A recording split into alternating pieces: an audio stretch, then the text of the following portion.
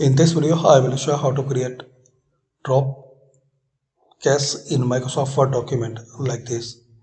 So select your paragraph, then insert, and here underneath text, select here and select drop.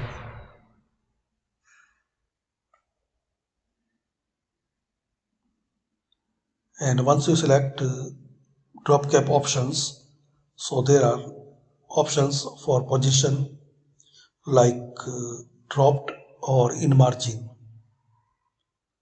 You can select any font style, line drop, how many line you need to cover, and here you can set the distance, then click on OK. So these all settings will apply.